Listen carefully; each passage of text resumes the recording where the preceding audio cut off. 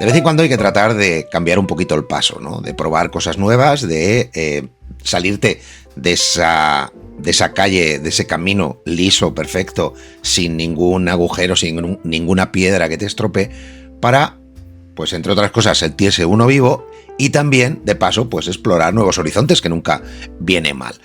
Y dado que estamos tratando de ampliar la gama de vídeos que hacemos en el canal, pues he pensado que por qué no empezar con una serie de vídeos en las que o bien analizamos novedades o bien pues revisamos cosas del año anterior, como en este caso los mejores libros del año 2025 según la página web Esquire, que es una página web que yo suelo mirar y suelo consultar de manera habitual, y pues me parece interesante repasar qué títulos, en concreto qué 45 títulos han sido los más vendidos, cuál de ellos puedo haberme leído yo, cuál puedo querer leer a partir de este momento, y todo lo vamos a hacer pues de una manera un poquito más desenfadada, sin tanto guión y sin tanta cosa.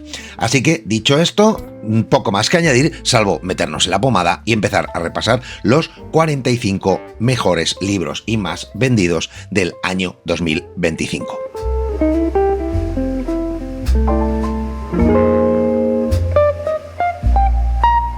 Y empezamos por Rosa Montero, con Animales difíciles. Además me viene bien, ¿no? Porque hace poquito hablamos de Rosa Montero y con esta obra, con Animales difíciles, llega la esperada conclusión de la serie protagonizada por la detective Bruna Husky.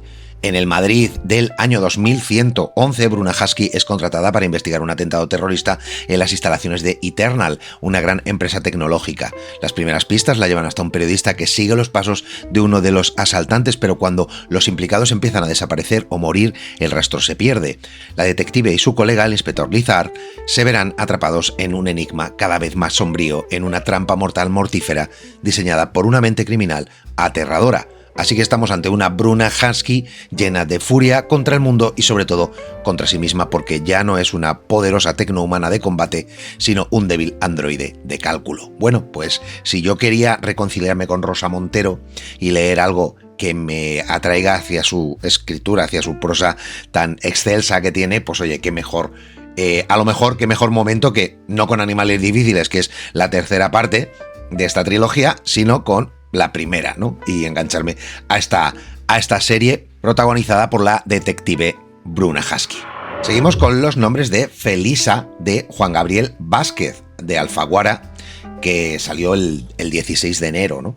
Y esto va en el 8 de enero de 1982, la escultora colombiana Felisa Barstin murió en un restaurante en París. Tenía 48 años. En el momento de su muerte repentina le acompañaba su marido y 4 amigos. Uno de ellos, el escritor Gabriel García Márquez, publicó días después un artículo que incluía 3 palabras en apariencia simples, pero misteriosas en el fondo: murió de tristeza. Juan Gabriel Vázquez parte de estas palabras para investigar en la vida secreta o desconocida de una mujer extraordinaria, Felisa Barstin, que se enfrentó siempre a la sociedad que le tocó vivir. Hija de una pareja de judíos expatriados en Colombia, artista revolucionaria y mujer de espíritu libre. Bueno, siempre me parece altamente interesante leer cosas sobre personas que han cambiado o han luchado contra las realidades que tienen en cada momento, y oye, pues a lo mejor la vida de esta mujer pues puede ser una buena piedra de toque para ello. Todos los libros de los que voy a hablar aquí los vas a tener enlazados en la descripción y en el primer comentario del vídeo, y si alguno de ellos, de los que vas a ir viendo, los has leído y me los quieres recomendar, yo encantado, porque la inmensa mayoría de estos títulos yo no los he leído. Por lo tanto, en este caso quiero utilizarte de buen grado para que me puedas recomendar si alguna de estas lecturas merece la pena o no. John Fuss, Escenas de una infancia. John Fuss fue Premio Nobel de Literatura, y eso tiene pues su lado bueno y su lado malo, ¿no? El lado bueno es que el nombre está más que consagrado. El lado malo es que te enfrentas probablemente a escrituras un poquito delicadas. Yo he leído cosas de John Fuss y la verdad es que, de hecho, leí el premio Nobel de John Fuss y se me hizo un pelín bola las cosas como son, una trama un poco bastante compleja de entender. Pero bueno, en concreto, Escenas de una infancia va de que se reúne por primera vez una selección de la mejor prosa, ¿no?, del premio Nobel. Aquí tenemos relatos contenidos, algunos se adentran libremente en el terreno autobiográfico, como las estampas de una infancia o el pelo de Line, los cuales evocan primeras veces, amistades perdidas y el descubrimiento del deseo, instantes de felicidad, etc. Yo En concreto, a mí los libros de relatos no me suelen convencer, pero bueno, muy al calor del premio Nobel obtenido por John Fuss, pues nos viene esta colección de relatos. Seguimos con La guardiana de los secretos de Rosa Huertas, escritora que traslada al lector hasta el Madrid de 1960, y allí ya nadie se acuerda de Carmen de Burgos, ¿no? Una segunda muerte para quien fuera la mujer más influyente de España, pues unas cuantas décadas atrás. Con gran pesar por este injusto y devastador olvido impuesto por los vencedores de la guerra, Ketty se resiste a que la voz de su hermana quede sepultada y decide contar su historia.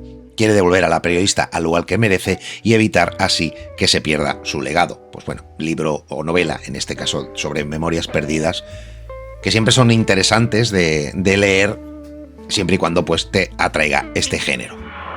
Seguimos con Orbital de Samantha Harvey, de Anagrama, publicada el 22 de enero. Este Orbital obtuvo el premio Booker, por lo que veo aquí, está traducido por Albert Fuentes. Aquí tenemos un grupo de 6 astronautas que lleva a cabo una misión rutinaria en la Estación Espacial Internacional, en la órbita terrestre más baja. Todos deben informar sobre sus dolores de cabeza, todos se acercan en algún momento a las ventanas de observación, fotografían lugares, limpian el baño, en fin, rutina, ¿no? Y luchan contra la disipación de sus cuerpos para no volver a casa con los huesos frágiles y débiles como corderos. Cada uno de ellos pasará en la estación 6 meses, más de 180 días, en los que darán unas 16 vueltas diarias a la Tierra. En las más de 4.000 horas que vivirán en el espacio, pues reflexionan acerca de qué los ha llevado a ser astronautas, hasta qué punto lo que están viviendo ahora les parece que era como lo que habían imaginado. Yo creo Orbital tiene buena pinta, ¿no? Es un viaje a los límites de nuestras certezas y un relato sobre el vértigo que produce la confrontación hacia un vacío cósmico. Bueno, este es el tipo de libro que yo me leo, que yo me leería, sin duda alguna. Así que uno que me apunto. Las iras de Pilar Adón, publicado por Galesa Gutenberg el 22 de enero. ¿Qué tenemos aquí? Pues una premisa. ¿Puede surgir la belleza tras el horror? ¿Es posible el sosiego después de la venganza extrema? Los personajes de estos cuentos, tan turbadores como hermosos, tan inquietantes como dotados de una sensibilidad feroz, aspiran a la calma, a vivir sin miedo, a contar con un paisaje al que llaman hogar, aferrándose a su noción de lo que ha de ser la felicidad, la libertad y el amor, sin que quepa traición posible. Con la certeza de que el cariño que alguna vez les tuvieron debe durar para siempre, pero ¿qué sucede cuando sus expectativas se frustran, se quiebra la confianza, donde quedan entonces las ideas compartidas de moral y de justicia? Pues aquí tenemos a una de nuestras más prestigiosas autoras de cuento, ¿no? Que es Pilar Adón, que regresa pues con Las iras, otra colección de relatos que se publicó a principios del año pasado. Bueno, vamos con Alax de Onyx, de Rebeca Yarros, fenómeno mundial, sin discusión, ¿no? Con esta tercera parte de la trilogía, ¿no? O de la pentalogía, no se sabe si esto va a continuar. Y aquí lo que tenemos es, pues bueno, que tras 18 meses en el colegio de guerra de Basgiat, Violet Sorrengale tiene claro que no queda tiempo para entrenar, hay que tomar decisiones, la batalla ha comenzado y con enemigos acercándose a las murallas e infiltrados en sus propias filas. Es imposible saber en qué confiar. Ahora, Violet deberá emprender un viaje fuera de los límites de Aretia en busca de aliados de tierras desconocidas que acepten pelear por Navarre, y su misión pondrá a prueba su suerte y la obligará a usar pues todo su genio, su fortaleza para salvar lo que más ama, sus dragones, su familia, su hogar, etc. Y aunque esto signifique tener que guardar un secreto tan peligroso que podría destruirlo todo, Navarre necesita un ejército. Bueno, yo no me he metido en esta trilogía porque no tengo ni muy buenas opiniones al respecto, ni demasiadas intenciones de entrar, ¿no?, en este tipo de, bajo mi punto de vista, productos de marketing tremendamente bien hechos, ¿no? Porque a los hechos me remito la cantidad de ventas que tiene. Pero bueno, qué duda cabe que fenómeno editorial, pues donde los haya. Café y cigarros, de Ferdinand von Schirach, publicado por Salamandra en el 23 de enero. Aquí tenemos al autor de la celebrada obra Crímenes, que regresa con una ingeniosa combinación de revelaciones autobiográficas y perspicaces observaciones sobre la realidad circundante, con una rica variedad de temas y enfoques narrativos. Aquí hay 48 piezas breves de café y cigarros que forman un auténtico mosaico literario en el que lo privado y lo público se entrelazan y reflejan mutuamente. Bocanadas de humo, unas reales otras soñadas, con Ferdinand von Schirach, que aborda con altas dosis de ironía y humor, pues experiencias y encuentros formativos, fugaces, momentos de felicidad, soledad y melancolía. Otra colección de relatos que forman el meollo de la creación literaria de este autor. Casas de locos de Colin Barrett, publicado por Sajalín Editores el 12 de febrero. Aquí tenemos que mientras la ciudad de Ballina se prepara para el fin de semana más importante del año, el del Festival del Salmón, la disputa entre un traficante de poca monta, Cillian English, y los matones de su antiguo jefe, Gabe y Sketch Ferdia, toma un nuevo e inquietante rumbo cuando estos secuestran a Doll, el hermano adolescente de Cillian. El secuestro pondrá patas arriba las anodinas vidas de la joven novia de Doll y del primo de los hermanos Ferdia, en cuya casa retienen al pequeño de los English. Ambos tratarán de mantener la cordura en un mundo de locos, y esta obra fue galardonada con el Nero Book Award al mejor debut y nominada al prestigioso premio Booker en el año 2024. Pues bueno, novela que nos garantiza probablemente una locura y un desenfreno prácticamente desde principio a fin. Me parece bastante interesante. Código fuente, Mis inicios, de Bill Gates, publicado en Plaza y Janés el 13 de febrero. Bueno, poco se puede decir de este hombre, ¿no? Todo es conocido. Aquí habla de su época de estudiante, con 20 años, que dejó sus estudios en Harvard para fundar una compañía de software que creció hasta ser el gigante de la industria que es hoy, cambió para siempre la manera de trabajar y vivir. El multimillonario se convirtió en filántropo para abordar el cambio climático, la salud mundial y la educación en Estados Unidos. Y Código Fuente no es un libro sobre la época dorada de Microsoft, sino sobre la creación de la Gates Foundation. Tampoco sobre el futuro de la tecnología, es la historia humana y personal de cómo Bill Gates se convirtió en quien es hoy, de su infancia y de sus tempranos intereses y proyectos. Y es también la historia de su abuela, una mujer de principios, de sus ambiciones, de sus padres, de sus primeras amistades verdaderas y de la muerte repentina de su mejor amigo. Bueno, pues el hombre, como se está haciendo mayor, pues le apetece un poco recordar su etapa más temprana, ¿no? Digamos, y su vida, pues para hacer como una especie de epílogo, ¿no? Y aquí pues Bill Gates lo tenemos pues contándonos su propia historia. Buenas noches, Lechuza, de Jordi Ibáñez Fanés, publicado por Tusquets el 19 de febrero. Aquí tenemos un viejo profesor de filosofía con un pasado inconfesable y unas ataduras presentes no menos oscuras que forman parte de un grupo de ancianos que representan una rebelión. ¿Es un instigador? ¿Es un mero observador? ¿Forma todo parte de un plan o nada es lo que parece y al mismo tiempo todo es peor? Jordi Ibáñez Fanés, que fue premio de la crítica de narrativa castellana en el año 2021 por Infierno, Purgatorio, Paraíso, construye una enigmática historia de espías al servicio de Rusia en la Barcelona actual, con sujetos que juegan peligrosamente a ser lo que no son, con charlas crepusculares entre viejos agentes atiborrados de alcohol y mala conciencia, con alguna que otra monja planteando preguntas difíciles, con jueces adormilados y con ese viejo filósofo lúcido y avergonzado de su pasado poniéndose directamente al servicio de una jovencísima muchacha que ha caído del cielo. Un libro que me parece también con complots, con juegos, con amistades y cosas así que tiene pues bastante pinta interesante. En el amor y en la guerra, de Ildefonso Falcones, publicado por Grijalbo el 25 de febrero. Tercera, y supongo que muy esperada, parte de la famosa saga de la Catedral del Mar, que nos sitúa en el año 1442, donde Arnau Estanyol, nieto del protagonista de la Catedral del Mar, sirve con fervor al rey de Aragón en la conquista de Nápoles, cuando los enemigos eternos de la familia aprovechan su ausencia para irrumpir en su palacio y atacar a su hijastra, la joven Marina, con consecuencias devastadoras para todos, y así arranca una deslumbrante novela épica que recorre la segunda mitad del siglo XV. Unos años que supusieron el final del oscurantismo medieval y el inicio de un periodo más luminoso, el Renacimiento, y Arnau Estanyol, descendiente de esos años oscuros, verá cómo su mundo se transforma a su alrededor, cómo cambia el arte de la guerra y cómo el amor es capaz de transformar el corazón más endurecido. Bueno, espero que con esta tercera parte, la segunda no la he leído, la primera sí, la Catedral de Mar sí, pero por lo menos espero que no tengamos tanto Mary Sue y Peggy Sue y Jon Stu, o como narices se llamen con los personajes, porque lo cierto es que demasiados clichés. Aún así, la novela pues supuso un éxito de ventas brutal y yo creo que el lanzamiento al estrellato más absoluto a Ildefonso Falcones. Es lo que hay. Hombre caído de Fernando Aramburu, publicado por Tusquets el 5 de marzo. Bueno, Fernando Aramburu, que yo creo que poca presentación, autor superventas de Patria, que regresa con una inolvidable colección de relatos que lleva por título El hombre caído.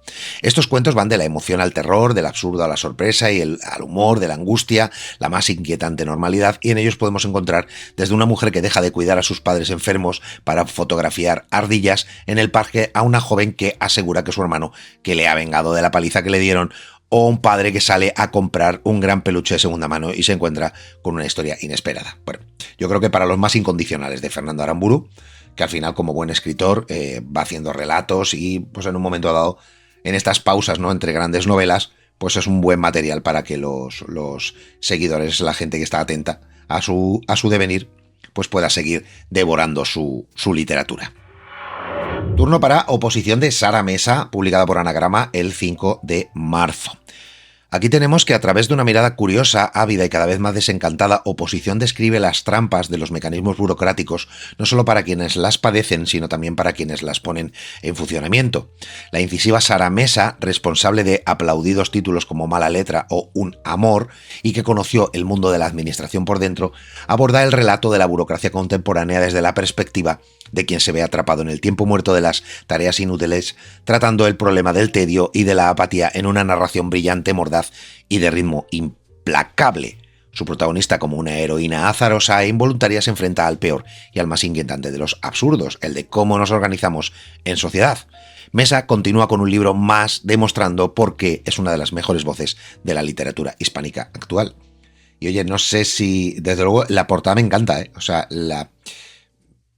lo que nos está contando con esos dedos, ¿no? Yo que analizo tanto las portadas, ¿no? Y tenemos vídeos en el canal hablando de eso. Ver esos dedos, ¿no?, que apuntan a un lado y al otro, a un lado y a otro y tal, es la esencia misma, creo, de cualquier persona que haya tratado de lidiar con la administración en algún momento dado en su vida. Título que me interesa, otro que va a ir a mi lista, seguramente.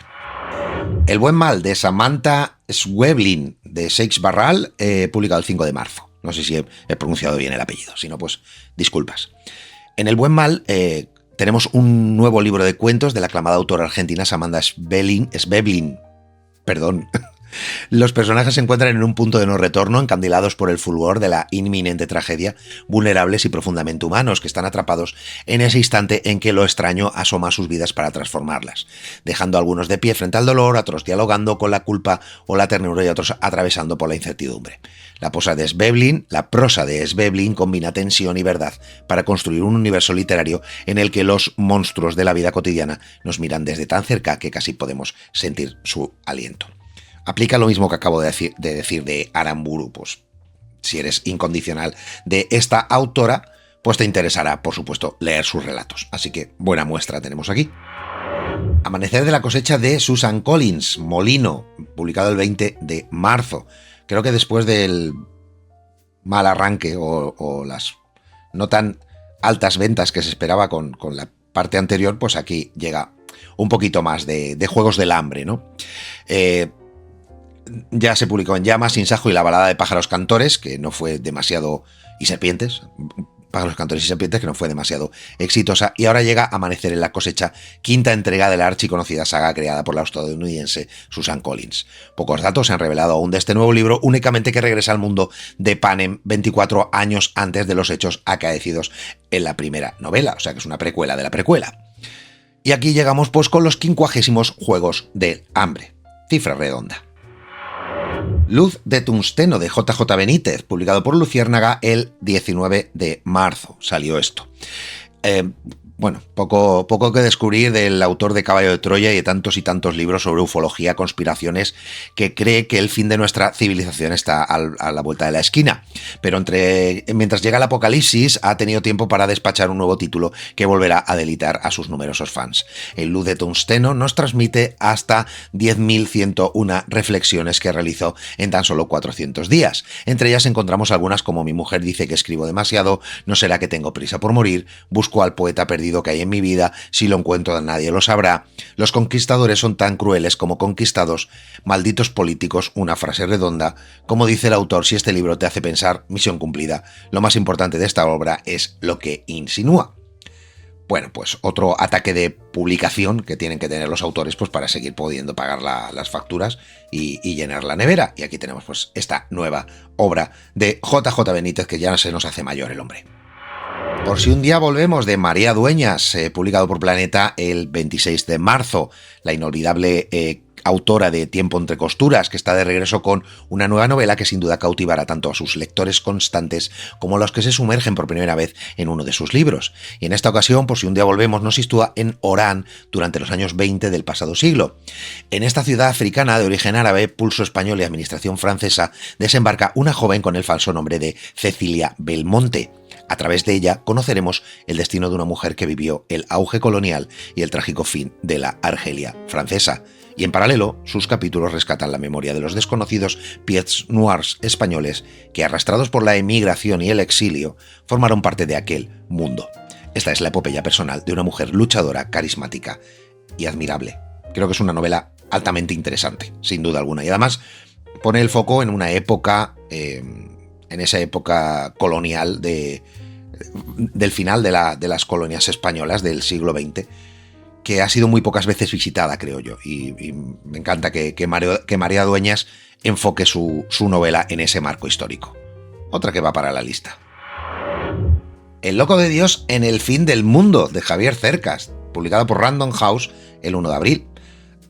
Vamos a ver, interesantísimo, ¿no? Que por lo menos el título me encanta, y la portada y todo con el Papa ahí abajo. Bueno, creo que tiene todos los ingredientes que casi debe tener esto. Bueno, el autor de Soldados de Salamina o Anatomía de un instante vuelve con un libro único, uno que nadie había tenido antes la oportunidad de escribir, entre otras razones porque el Vaticano jamás le ha abierto de par en par sus puertas a un escritor. Con esta novela sin ficción, Javier Cercas regresa a una línea más personal en la que logra conectar sus obsesiones íntimas con una de las preocupaciones fundamentales de la sociedad actual: el papel de la vida humana, de lo espiritual y lo trascendente, el lugar en ella de la religión y el ansia de inmortalidad. Sin duda, uno de los títulos más relevantes del año 2025 en el panorama editorial europeo. Bueno, es que donde salga Javier Cercas, yo creo que siempre va a haber noticia, ¿no? Y la novela, pues bien, interesante sin duda alguna. Y además, tratando los temas que trata, la vida humana, lo espiritual, son cosas que atraen poderosamente. Cuando veas a mi madre, sácala a bailar, de Joan Baez, publicado por Seix Barral el 2 de abril. Esto es un poemario íntimo y autobiográfico de la legendaria artista y activista Joan Baez, donde comparte poesías para o sobre sus contemporáneos como Bob Dylan, Judy Collins y Jimi Hendrix, reflexiones de su infancia, pensamientos personales y recuerdos entrañables de su familia, incluyendo piezas sobre su hermana menor, la cantautora Mimi Fariña, hablando de las personas, los lugares, los momentos que más habían influido en su arte. Esta colección es un inspirado relato diario personal en forma de poesía que la artista comparte por primera vez con sus fans. Y si te encandila la figura de Joan Baez y sobre todo te gusta la poesía y su música, pues sin duda alguna visita obligada. Y si quieres empezar con poemas o algo parecido, pues oye, yo creo que este es un peldaño de salida, un pistoletazo de salida más que interesante. Vamos con El suizo de oro, con Joel Dicker y la muy catastrófica visita al zoo de Joel Dicker, ¿no? Publicada por Alfaguara el 3 de abril. El superventas suizo, el hombre del año. Esto es una locura. Y está de regreso con una novela dirigida a todos los públicos, desde los más pequeños hasta los más ancianos. No obstante, los característicos giros de guión y el final sorprendente marca de la casa están presentes. En esta ocasión todo empieza con la visita de la clase de Josephine al zoo, que termina en catástrofe. Nadie sabe qué ha pasado exactamente y los padres de la niña están dispuestos a descubrirlo, en una investigación que nos mantendrá pegados al libro a cada paso. Bueno, Joel Dicker ya sabemos que capaz es de hacer novelas totalmente alucinantes y después pegar unas descarriladas tremendas. No sé en qué lado de la línea roja se coloca. Los amores improbables, de Juanra López, ediciones Agoeiro, publicada el 9 de abril. Los amores improbables es la segunda novela del periodista y escritor Juanra López después de El fantasma de Rock Hudson, y nos sumerge en la historia de Jimena, una ejecutiva bancaria que ha construido una vida basada en falsedades. Como Tom Ripley, el protagonista del talento de Mr. Ripley, nada se le ha puesto por delante, salvo matar. Ha accedido por enchufe a un trabajo para el que no está cualificada, se casó con un marido constructor al que no quería y tiene una hija llamada Leonor a la que trata como si fuera un complemento de moda. En la trama confluyen también un viejo amigo que no es lo que parece, un envidioso stalker y personajes reales de ayer y hoy que siempre atraen como Cameron Díaz, Ana Igartiburu o el mismísimo Rey Emérito. Pues tiene lo suficiente como para que me haya llamado la atención y además no he leído nada de Juanra López, pues ya sabemos, a la lista que va. Segundo premio Nobel de la lista, en este caso tenemos a Han Kang, la flamante ganadora por La vegetariana, con Guardé el anochecer en el cajón, publicado por Lumen el 10 de abril. Y aquí tenemos una premisa que es que transforma la manida idea de desconexión entre cuerpo y mente con algo nuevo y significativo. Eso es lo que ha dicho la crítica sobre la obra de Han Kang.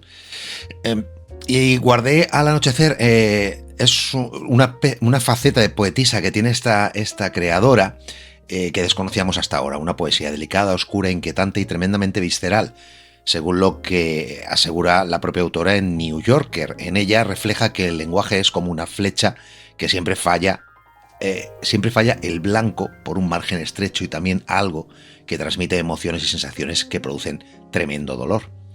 Pues el lado más poeta de Han Kang, que no deja de ser interesante siempre y cuando te atraiga, cosa que a mí me pasa, que te atraiga su obra literaria. El Señor de los Anillos, edición ilustrada por el autor de J.R.R. Tolkien, de Minotauro, 1 de mayo. Ya hablé de este en los libros que todo el mundo quiere que le regalen, ¿no? Y aquí tenemos pues una de las sagas más influyentes de la literatura fantástica, que se publicó entre 1954 y 1955, que sigue el viaje de Frodo Bolsón, la Comunidad del Anillo, en su misión de destruir el Anillo Único y vencer al Señor Oscuro Sauron, y llega pues en esta edición tan sumamente especial, ilustrada por el propio autor. Texto completo, corregido, impreso en tinta roja y presenta por primera vez 30 ilustraciones a color, mapas, bocetos realizados por el propio Tolkien mientras componía esta obra épica. Ya digo que como regalo para alguien aficionado al género, a la fantasía y a la literatura, yo creo que casi en general es un auténtico regalazo. El viaje inútil, publicado por Tusquets, de Camila Sosa Villada, publicado el 7 de mayo. Me ha volado la cabeza, me encanta, tiene unas metáforas preciosas, es divertido, es crítico. No sé, creo que es mi libro favorito desde hace 20 años y tengo 34. Eso lo decía David Uclés sobre Las malas, de la escritora argentina Camila Sosa Villada, que ahora regresa con este relato autobiográfico intenso e inolvidable que contiene los referentes y las claves del nuevo huracán literario latinoamericano. Escribo para poder decir las imágenes que poblaron mi infancia, también para decir la lucha de mi familia en contra de la pobreza, una pelea que nos devastó y nos enfermó de rencores y de desamor e indiferencia. Todos contra todos, nos adelantó Camila sobre una obra que te removerá por dentro. Pues a lo mejor esta no, pero lo que es Las malas sí que la voy a apuntar, porque cualquier huracán literario latinoamericano que yo no conozca, pues he de conocer. Así que, venga, una más. Mi nombre es Emilia del Valle, de Isabel Allende, publicado por Plaza y Janés el 20 de mayo. Pues nada que decir sobre Isabel Allende que no se sepa ya. ¿De qué va esto? Pues San Francisco, 1866, una monja irlandesa embarazada y abandonada por un aristócrata chileno tras una apasionada relación, da a luz a una niña a la que llama Emilia del Valle. Criada por su cariñoso padrastro, Emilia se convertirá en una joven brillante de gran personalidad, autónoma e independiente, que desafiará las normas sociales de su tiempo para profesar su verdadera pasión y vocación, la escritura. Con tan solo 17 años publicará novelas de aventuras bajo un seudónimo masculino, pero enseguida su mundo ficticio se le quedará pequeño y decidirá optar al puesto de periodista que se le ofrece en el periódico local para vivir de cerca la realidad. Pues es Allende. Se vende sola, no hace falta decir mucho más, escribe como los malditos ángeles, y una mujer tratando de tener voz propia en el mundo de la literatura en el mediados del siglo XIX, pues monja irlandesa además, telita. Muy interesante novela. Lo único que importa es El verano de Francesco Pecoraro, publicado por Periférica el 2 de junio. Este italiano fue autor de las notables La vida en tiempo de paz y La avenida. Vuelve de la mano de la editorial Periférica con Lo único que importa es el verano, una nueva indagación al pasado reciente de Occidente. Los protagonistas son Giacomo, Enzo y Filippo, quienes para mitigar el calor de julio huyen de la ciudad a esos pueblecitos de la costa de Tirreno, donde los romanos tienen sus segundas residencias. Además, también encontramos a Viva, que esa noche no está con ellos, y los cuatro amigos son amigos desde el instituto, amigos incondicionales, entre los que a veces se confunde la amistad con el deseo. En la mente de Viva, los tres jóvenes son una especie de ente amistoso al que denomina Gef, una segunda familia de hombres desnortados y titubeantes con los que se ha criado. Conoceremos la vida adulta de estos cuatro personajes, pues contando sus historias, sus devenires y demás, pues mientras están pues en la playa observando el horizonte y reflexionando sobre las vidas que llevan. Siempre me atrae este tipo de libros más reflexivos, ¿no? Sobre la realidad de la gente cuando ya dejas de ser adolescente y joven, ¿no? Una vez que pasas la treintena y tiras para adelante, como esto no para, pues te empiezas a plantear un millón de cosas, ¿no? Y spoiler, eso no se detiene nunca. El verano de Cervantes de Antonio Muñoz Molina, publicado por Seix Barral el 4 de junio, uno de los libros más comentados del verano pasado, una obra emocionante de un escritor clave de nuestras letras. El verano de Cervantes surge de toda una vida leyendo Don Quijote de la Mancha, y durante el proceso de escritura de este libro, Antonio Muñoz Molina va entreverando recuerdos de su infancia y de sus primeras lecturas con la revelación del lugar que Don Quijote ha ocupado en su vocación literaria, mostrando además su influencia en otros autores como Melville, Balzac, Joyce, Thomas Mann, Mark Twain, que han consolidado la novela como la forma narrativa suprema, siguiendo la estela de Cervantes, como todo el mundo del planeta. Una lectura apasionante y apasionada de Don Quijote que mezcla de forma extraordinaria investigación literaria y memoria personal, y que contextualiza la genialidad de la obra maestra de Cervantes, lectura inagotable para entender el arte de la novela. Y yo no me canso nunca de decir lo que es la novela con mayúsculas. A partir de ella empezó absolutamente todo y no hay novela mejor y más reconocida en el mundo entero. Así que El verano de Cervantes y Antonio Muñoz Molina se van a mi lista. Seguimos con La llave misteriosa de Alex Andoril, publicado por Salamandra el 5 de junio.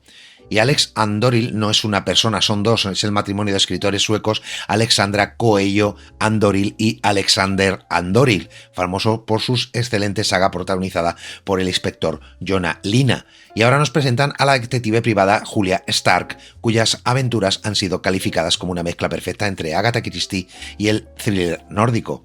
Secretos de familia, una lujosa finca en medio del bosque sueco y un asesinato en el que todos podrían estar implicados son los ingredientes de este misterio que únicamente la inteligencia y la infalible intuición de Julia podrían desentrañar. Mira, si tenías ganas de thriller nórdico, que tan de moda, ¿no? Y que tanta caña está pegando en los últimos tiempos, pues aquí tienes una muestra perfecta. La mentirosa de Sophie Stava, Destino, publicado por Destino el 11 de junio. Y se describe muy bien, porque si te gusta El asistente y te quedaste sin dormir viendo la serie Big Little Lies, pues este libro es para ti. Calificada como la novela de suspense más adictiva del año 2025, en ella Sophie Stava nos presenta a Sloane Carway, una mentirosa de tomo y lomo a la que su falta de sinceridad convierte en niñera de una pareja muy muy rica y muy muy perfecta. Pero puede que ellos tampoco estén diciendo toda la verdad.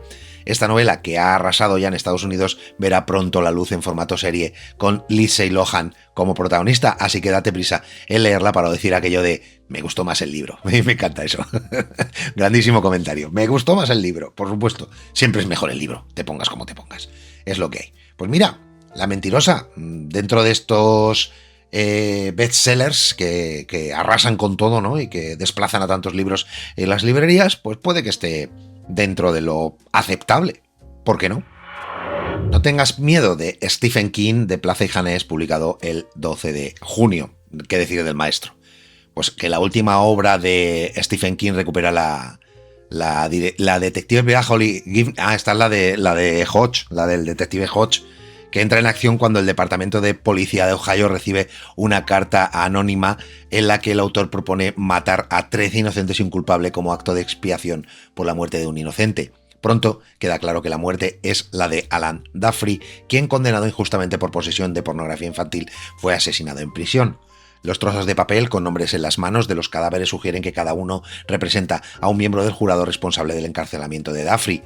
Mientras tanto, Kate McKay, defensora de los derechos de la mujer, se encuentra en el punto de mira de extremistas religiosos durante una gira de conferencias y recurre a los servicios de Holly como guardaespaldas inteligentes. Pues una es Stephen King, dos está relacionado con la trilogía de Bill Hodge, con lo cual pues garantía auténtica, y además con la prosa que no voy a descubrir yo ahora de Stephen King, que tanto he hablado en el canal de él y tanto me gusta. A cuatro patas de Miranda July, publicado por Random House el 12 de junio, traducida por Luis Murillo Font, como pone la portada. Tenemos la historia de una artista medio famosa que anuncia su intención de cruzar el país en coche de Los Ángeles a Nueva York, afrontar un largo viaje por carretera que parece un buen modo de repensarse a sí misma en el ecuador de su vida. Búsquedas existenciales, donde las haya. Media hora después de despedirse de su marido y de su hija, sin saber muy bien por qué, decide salir de la autopista, echarse en la cama de un motel anodino y sumergirse en un apasionado replanteamiento vital que resulta ser el comienzo de un viaje totalmente diferente al planeado. Ha sido seleccionada a la vez por el New Yorker y el New York Times como el mejor libro de ficción del año, la segunda novela de la escritora estadounidense Miranda July, que confirma la brillantez de su genuino enfoque para la ficción, con su irónica voz, su perfecta cadencia, su descarada curiosidad por la intimidad humana y su palpable placer al traspasar los límites. Pues nada, historia interesante y, como he comentado en un título anterior, pues siempre es bueno y coherente pues buscar esas búsquedas de la identidad, ¿no? Sobre todo cuando uno llega a la mitad más o menos de la vida.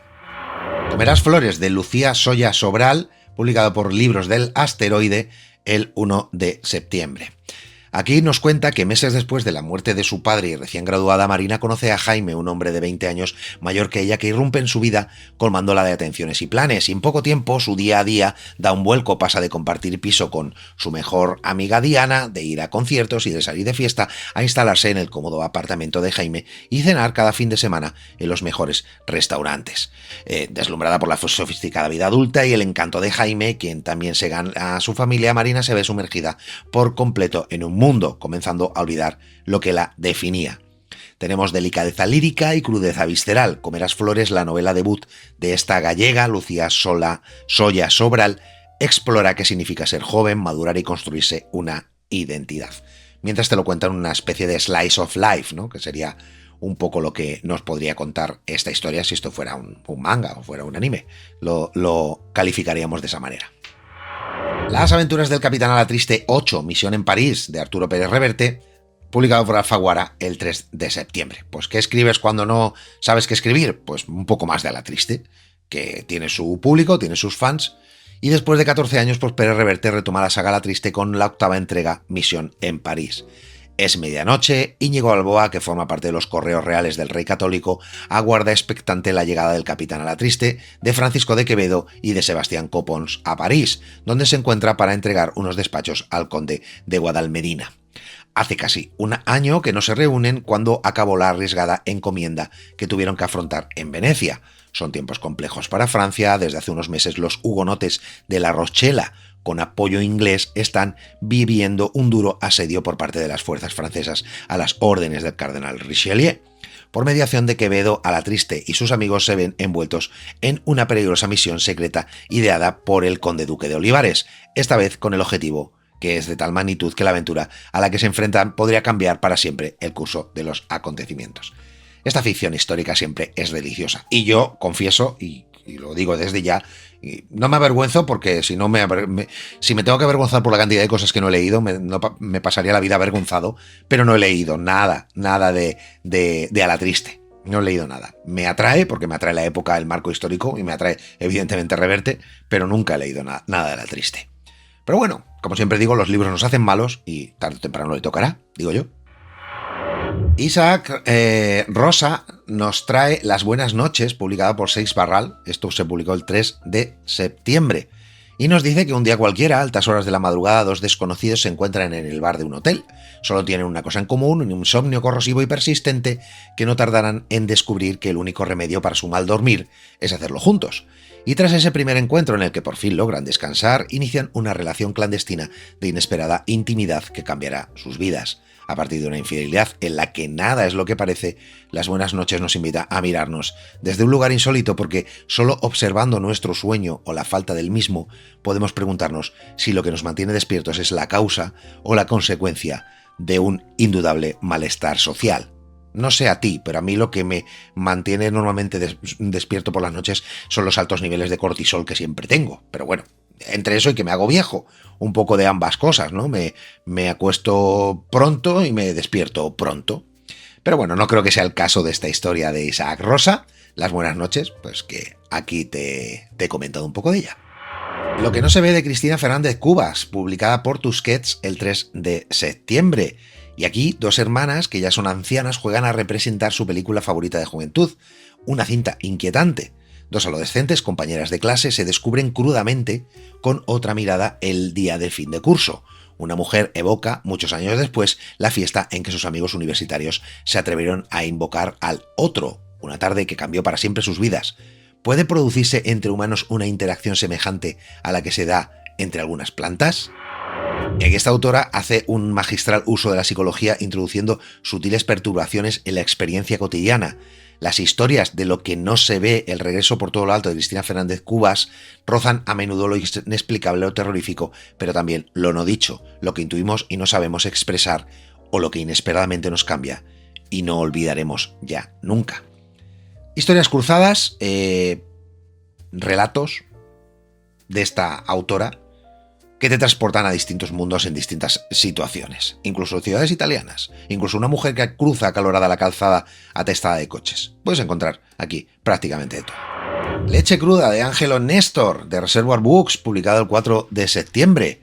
Y aquí lo que ocurre es que tras 5 años fuera de Italia, Mia regresa a Lecce para cuidar de su madre, en estado avanzado de demencia, que no habla, solo canta. Y en la casa se encuentra con Cavalli, una gata callejera que despierta una nueva ternura y extraña a su madre, ¿no? Cuyo deterioro físico y mental, pues sumado a la intimidad que ha establecido con el animal, coloca a Mia en un proceso obsesivo de transformación. Si no pudo ser querida como hija, quizá pueda ser recibir ese amor desde otra parte. Leche cruda nos indaga entre los límites difusos de la comunicación, entre esa pulsión queer de la imaginación y de la urgencia por inventar formas de amar fuera de la lengua común. Bueno, intento del hombre en busca de sentido, que al final, o en este caso la mujer en busca de sentido. Si no te ha querido tu madre cuando eras joven, pues vamos a explorar terceras vías, ¿no? Una escalera hacia el cielo, de el superventas John Boyne, publicado por Salamandra el 4 de septiembre, ¿no? Este autor del niño con el pijama a rayas, ¿no? O sea, es historia, o Las Furias Invisibles, un autor altamente famoso, que aquí nos cuenta que Maurice Swift quiere ser escritor, aunque es incapaz de crear historias. Un encuentro casual con el conocido novelista Eric Ackerman en un hotel de Berlín a finales de los años 80 supone la primera gran oportunidad. Y enseguida se hace amigo de aquel hombre mayor, tan famoso como solitario, y les saca un terrible secreto largamente guardado sobre sus actividades durante la guerra. Un material perfecto para su primera novela. Una vez alcanzado el éxito, Swift descubre que ya no podrá detenerse ante nada con tal de mantenerse en la cumbre. Moviéndose desde la costa de Amalfi hasta Manhattan y Londres, Maurice perfecciona su talento para el engaño y la manipulación, aprovechándose de los brillantes y vulnerables en su sangrienta defensa de su lugar en la cima. Porque oye, si no mantienes tu arte para mantenerte arriba, pues ya sabes, engaña, miente, roba, mata, haz lo que haga falta para mantenerte ahí. Pues entre que es John Boyne y que la sinopsis me parece altamente interesante, ya sabemos dónde va esta. Auge y caída del conejo Bam, de Andrés Barba, publicado por Anagrama el 10 de septiembre. Y esta es una novela sobre conejos, o más bien sobre un conejo irrepetible y su impacto definitivo en la gran madriguera. También es una novela sobre diferencias entre recibir un nombre o elegirlo, sobre la creación de las instituciones y rituales, sobre la manipulación del miedo, la instigación al odio, la promesa política de la felicidad, la obsesión con la seguridad, el uso dialéctico del placer y la ficción de la identidad colectiva. Para unos, un paria, para otros un peligroso agitador, para todos un líder. Auge y caída del conejo Bam repasa los hechos que le dieron pie a la leyenda del conejo más importante de la gran madriguera, narrados por su fiel compañero Copito, quien se esfuerza por separar el mito de la realidad en un gesto de traición o de amor sublimado. La última obra de Andrés Barba, que es una fábula, me parece bastante interesante, ¿no? Con esas figuras de Esopo, ¿no? De la tradición animalística que traía. A rollo rebelión en la granja y todo eso, y creo que hacer metáforas siempre con animales, tratando temas tan sumamente candentes, si tienes tino, yo creo que te sale algo muy, muy, muy interesante. La Guardiana, de Jael van der Bouden, publicado por Salamandra el 10 de septiembre. Y La Guardiana ha sido galardonada con el Women's Prize del 25 y finalista del premio Booker en el 24. Aclamada es la ópera prima de Jael van der Bouden, que ha sido alabada por la fuerza de su escritura y su atmósfera inquietante y muy bien tramada, en una audaz y aguda exploración sobre las secuencias emocionales del deseo. La escritora sitúa al lector en la provincia holandesa de Overijssel durante el verano de 1961. 16 años después del final del conflicto bélico, Isabel vive sola en una casa de campo donde se ocultó con su madre y sus 2 hermanos, huyendo de las bombas que caían sobre Ámsterdam. En este refugio aislado, Isabel se ha construido una vida de estricta rutina que se ve alterada de pronto cuando su hermano mayor, Luis, un don Juan irredento y heredero de la mansión, se presenta con Eva, su pareja actual. Y cuando Luis anuncia que debe partir de viaje durante varios meses y que la chica se quedará en casa, Isabel desarrolla una obsesión furiosa contra Eva a medida que va descubriendo su manera de ser totalmente opuesta a la suya. En fin, que me comen los celos, madre mía. Pues novela que toma el pulso a las pasiones más profundas, ¿no? Y más descarnadas con esta ópera prima de esta autora. El sueño del jaguar, de Miguel Bonfoy, publicado por Libros Asteroide del 15 de septiembre. Y aquí cuando una mendiga muda de Maracaibo, no que se muda, de Maracaibo, recoge a un recién nacido de las escaleras de una iglesia, no puede imaginar el destino extraordinario que le espera al huérfano. Criado en la miseria, Antonio será sucesivamente vendedor de cigarrillos, cargador en los muelles, sirviente en un burdel, antes de convertirse, gracias a su energía inagotable, en uno de los cirujanos más ilustres de su país. Una compañera excepcional lo esperará, Ana María, que se destacará como la primera mujer médica de la región, y juntos tendrán una hija a quien bautizarán con el nombre de su propia nación, Venezuela. Unida tanto por su nombre como por sus raíces a América del Sur, ella solo tendrá ojos para París, pero nunca abandonará del todo los propios. Será el cuaderno de Cristóbal, el último eslabón de la descendencia, donde las 1000 historias de esta sorprendente familia finalmente podrán echar raíces.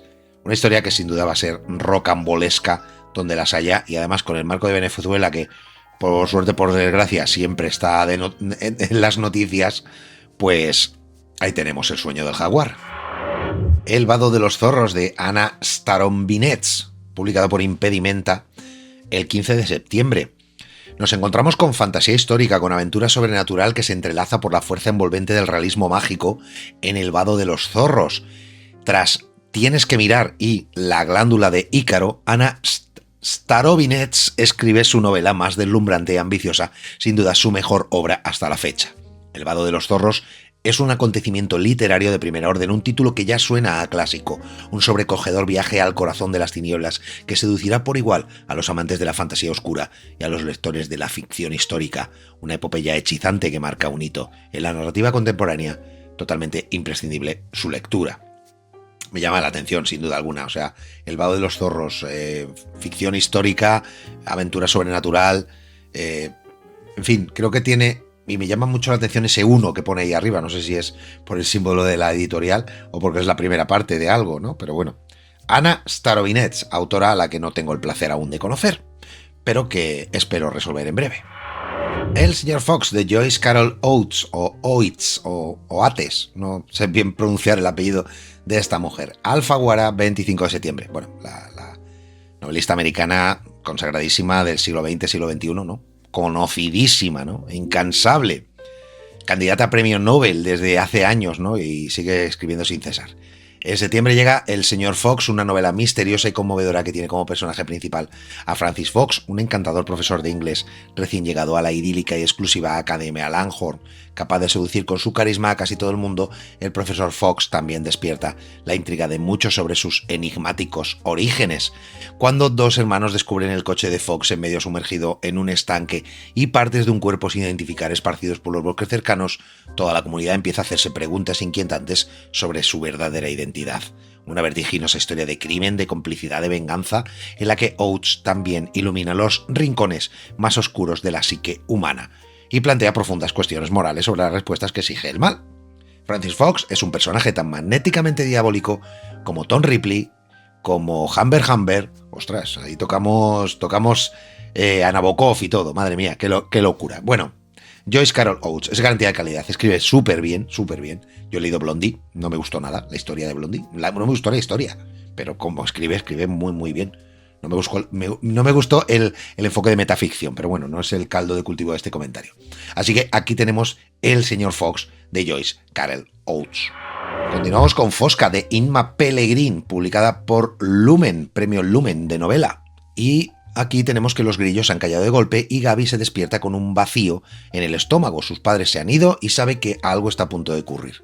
Así que los días anteriores en el campo los han pasado como siempre, ¿no? Ayudando con el grano, perdiéndose bajo los calistros con su perra Sombra y soportando las bromas crueles de sus hermanos mayores, que se ríen de él porque es diferente, conoce los secretos de las plantas, unos guantes cubren las verrugas de sus manos y una extraña condición le impide reconocer las caras. Esta noche un crimen cambiará su vida, para siempre. Aunque no consigue identificar al culpable, sabe que solo puede ser obra de alguien cercano mientras avanza la Fosca, esa densa tolvanera que recorre las ramblas y cubre todo de calima, incluso las certezas. Novela que es el debut, ¿no? de esta autora, Inma Pellegrin, y que según comentan pues tiene ecos a Ana María Matutes y Jesús Carrasco. Pues gran premio Lumen del año. Y terminamos con los nuevos de Pedro Mayral, publicado por Destino el 1 de octubre, que es un libro, el esperadísimo regreso a la novela del argentino Pedro Mayral tras La Uruguaya, y los protagonistas son Tiago, Pilar y Bruno, quienes cruzan el borde inestable que va de la adolescencia a la adultez, entre un verano que quema y un invierno que aísla, con Buenos Aires como fondo, como un laberinto que empieza a descifrarse. Cómo crecer cuando los adultos parecen enemigos, cómo enfrentarse a la exigencia de ser algo que no se eligió, cuántas formas pueden tener el amor y el deseo. Y esto está marcado evidentemente por la pérdida de su madre. Tiago busca hacer pie en un mundo en el que se siente expulsado. Desde una universidad en Estados Unidos, Bruno trata de hallar un lenguaje que lo identifique en medio de una geografía y un idioma ajenos. Pilar, que siempre actuó como centro de gravedad del grupo, es la encargada de sostener lo que queda de esta familia sustituta mientras la suya se desmorona. Pues tenemos lo nuevo y esperadísimo de este hombre, de Pedro Mayral, para concluir con el repaso de estos 45 títulos. 45 títulos que se dice pronto, que son un montonazo, ¿eh? De hecho, conforman prácticamente el caleidoscopio de libros que muchos se leen al año, ¿no? En torno a 50 y demás, de los que sean capaces de leer tanto. Yo ya digo que hace unos años sí que lo hacía, últimamente, en los últimos tiempos, desde luego que no. Me he apuntado Orbital, Oposición, Por si un día volvemos, Los amores improbables, Las malas, El verano de Cervantes, La mentirosa, Una escalera hacia el cielo y El vado de los zorros, como novelas que probablemente adquiera, que probablemente me lea y que probablemente os comente muchas cosas sobre ellos. Y aquí queda el repaso que ha hecho Esquire, esta página web, a los títulos más interesantes, a los libros más leídos y más vendidos del año pasado, del año 2025. Y aquí queda que si tú has leído alguno de estos o te han parecido realmente los libros más aplaudidos, los libros más superventas o cualquier cosa que quieras decir al respecto de ellos o me quieras comentar, pues lo hagas, ¿no? Pongas un comentario ahí abajo. Recuerda que tienes todos estos títulos disponibles por si quieres explorarlos en profundidad en la descripción y en el primer comentario. Y solo me queda decirte que yo estoy encantadísimo de poder hacer este tipo de formatos, si os parecen bien, dentro del canal, porque me sirven, por un lado, para repasar realmente qué novedades hay en el mercado, que suelo estar bastante desconectado porque no sigo muy pocas líneas editoriales a Squire y poco más. No suelo leer demasiadas cosas sobre las novedades porque siempre son abrumadoras, siempre son excesivas, siempre resulta prácticamente imposible abarcarlas. Se ponga uno como se ponga, quiera uno organizarse más o menos, es tal la cantidad de títulos que se publican, no al año, al mes, que una persona normal, con un tiempo normal, incluso aunque uno dedicara toda su actividad a esto, se vería también totalmente abrumado. Así que me quedo con estas pequeñas obras que he apuntado, esta pequeña lista de obras que he apuntado para poder hacerme con ellas, disfrutarlas y darme cuenta de que lo mejor siempre está por leer.